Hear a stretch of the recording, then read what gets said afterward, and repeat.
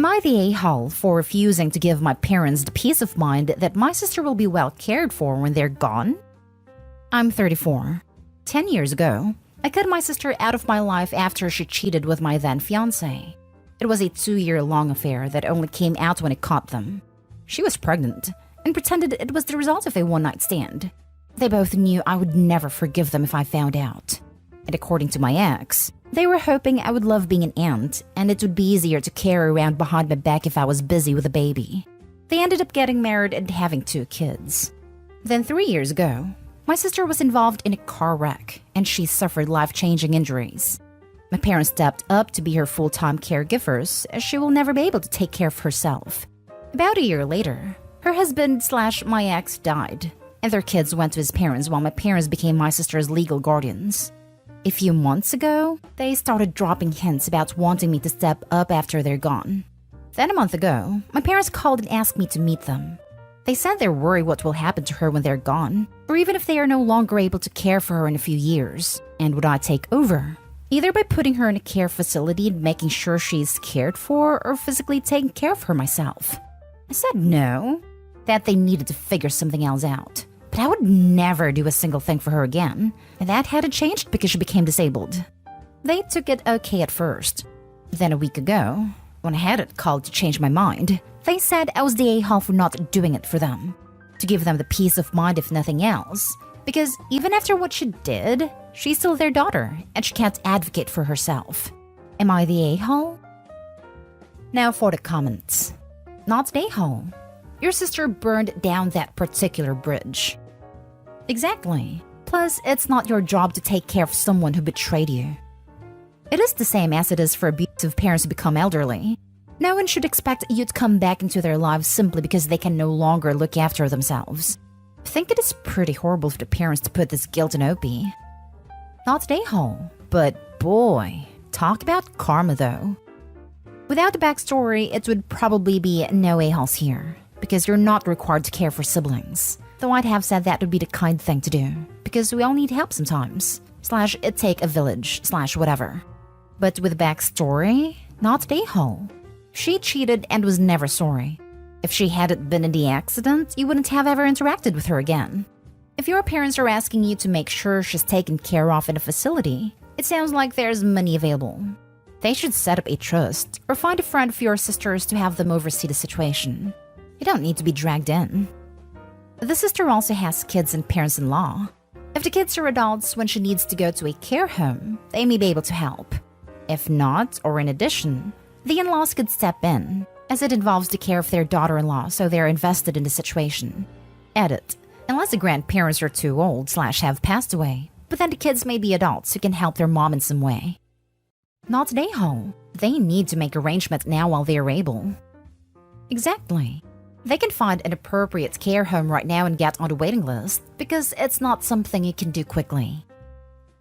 Next story is titled, Am I the a-hole for kicking my brother out of my house for eating my wife's birthday cake? My male 28 brother Steve, male 23, moved in with me after he got kicked out of his college dorm for repeated violations. He's been staying with me, my wife, and our 6-month-old son for a couple of months now. My wife's birthday was days ago. I wanted to plan something special for her because this year has been very stressful for her. From studying to become a new mom, she barely found time for herself. I helped with all I could, but because this is her birthday, I decided to not let her burden herself with doing any work. On her birthday, I made reservation for a spa session she has been needing for so long, and I started getting everything done. The cake arrived from the bakery at 11 a.m., and I asked Steve and his buddy Jason to help with the decoration. I gave few tasks to get done while I went to take care of my son and get him to sleep. About half an hour later, I came downstairs and walked into the kitchen and saw that both Steve and Jason were having large pieces of my wife's birthday cake in separate plates. I asked what the heck was going on, and Steve told me to chill. I got mad seeing the cake split in half and 2 large pieces of it were gone. I flipped out and told him this wasn't for him to take. He said he and his buddy got hungry from helping me out and really wanted to try some of the cake because it looked delicious. I yelled at him about how awful and disrespectful what he did was.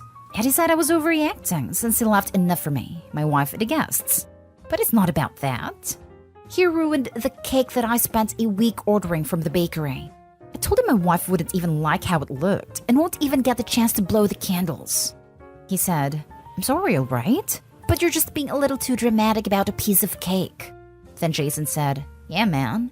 Besides, who cares about some stupid candle blow? Totally unhygienic. Is your wife like 5? I lost it. I kicked Jason out and told Steve to pack and leave my house. He said he couldn't believe I'd seriously tell him to get out over something so small. I told him this was my wife's birthday cake, and he said he could talk to her and explain, but I had none of it. I had him pack and leave.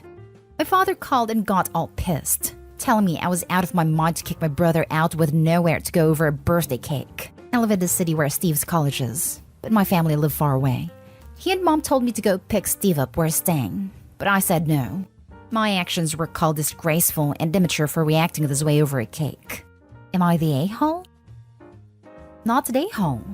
And we all see why Steve was kicked out of his dorm for repeated violations. He probably treated his dorm mates with the same respect he treated you and your wife. Based on Mom and Dad's response, it seems pretty obvious why the brother is the way he is. Rotten from the core, with zero empathy, and too dumb to realize the world does not rotate around him. Not today, OP. Though I would not have allowed him to move in the first place after getting kicked out of the university housing. Exposing my 6-month-old to that level of instability wouldn't have been a no-go. Seriously, I don't even have kids, and I'd be hesitant to take in someone who got kicked out of their dorm under those circumstances, because I'd be worried they wouldn't follow whatever house rules we might decide to set. I definitely wouldn't take them in if I had an infant or small child in the house. I get that some universities are super strict with their housing rules, and if someone had been kicked out just for smoking grass one time, that's a situation I might be able to sympathize with. But here, it was multiple violations, and I hope it doesn't specify what they were. But I'm willing to bet that if I saw that person's track record, I wouldn't feel comfortable having them live with me. Not stay home. I'm sorry, but in what world do you dig into someone's birthday cake before their actual birthday celebration? If Steve doesn't have somewhere to live, it's his own fault for making, what sounds like, a long series of bad decisions. Everyone knows you don't cut a birthday cake before the party. If this was the only food in the house and they were starving, that still would have made them a-holes.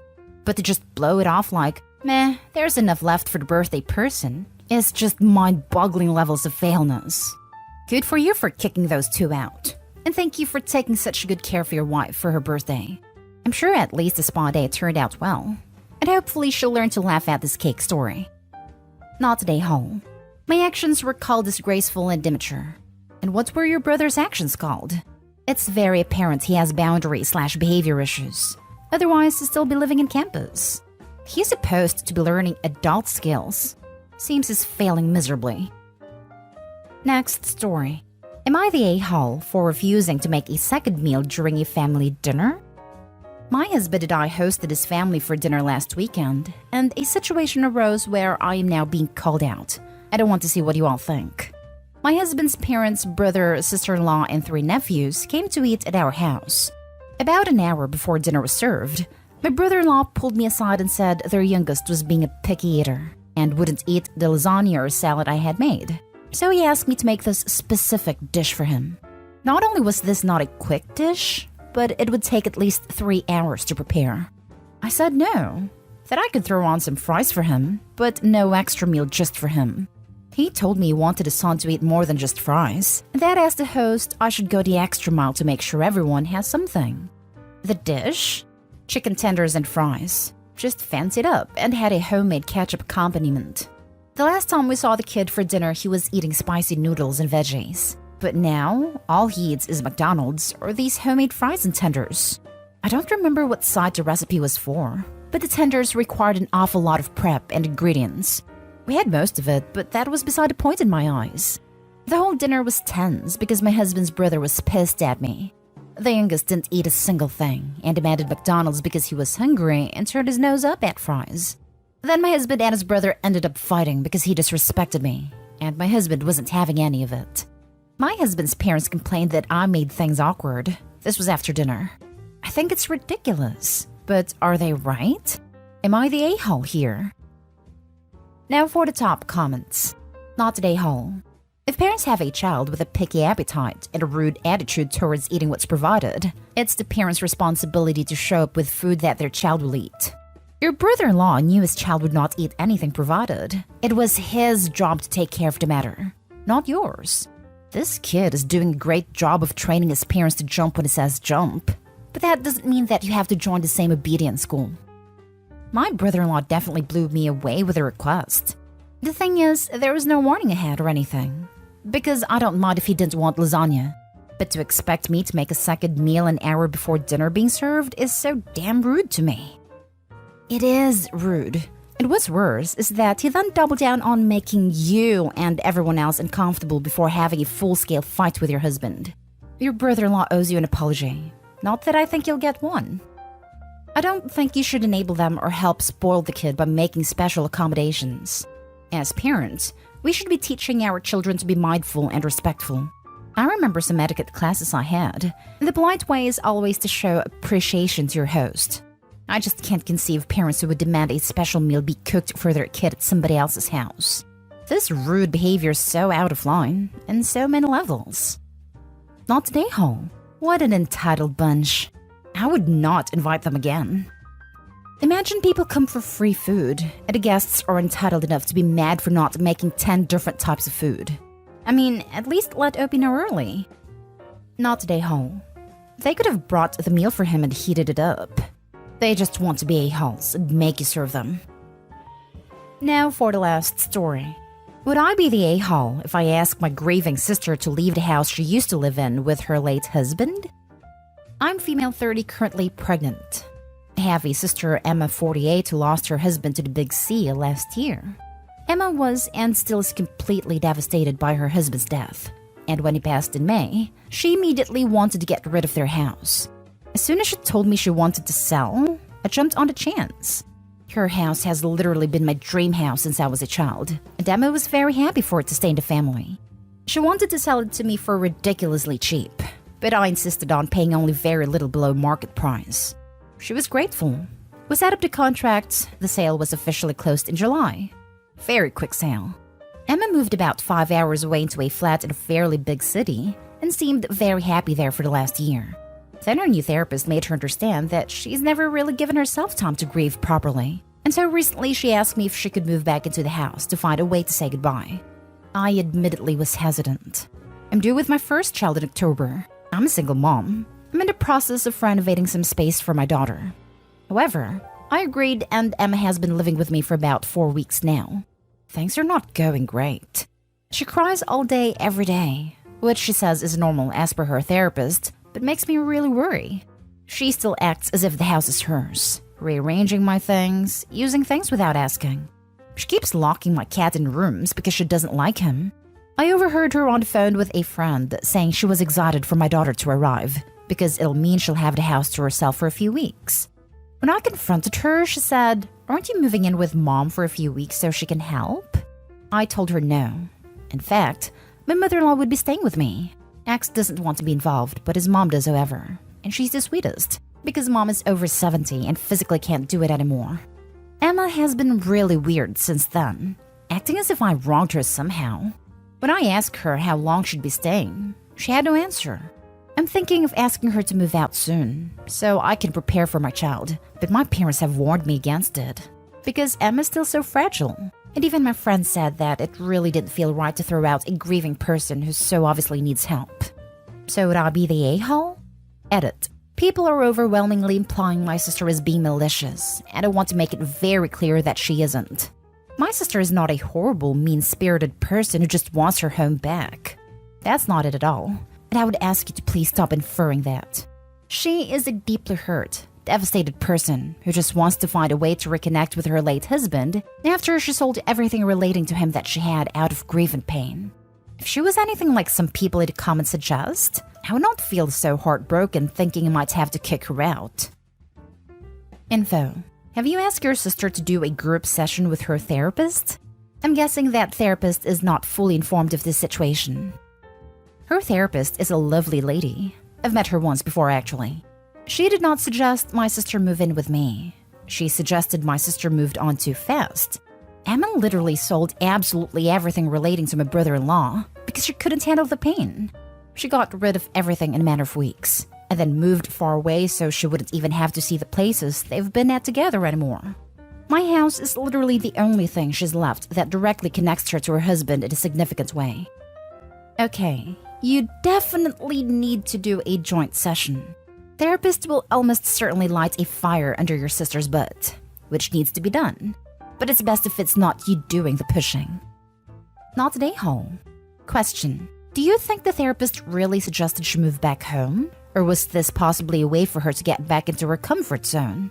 You're about to bring a child home, and that child is your priority. Tell your sister there are going to be some non-negotiable house rules. And if she's unable to adhere to them, then she should likely start to find another place. You paid for the home and welcomed her to grieve. This is not her new normal situation. You didn't sign up for that. Good luck with your baby. From what she told me, and I believe her therapist made her realize she pushed everything related to her husband away immediately because she couldn't handle the pain. She sold the house, got rid of almost all of their joint possessions, his clothing, books, art they collected, etc.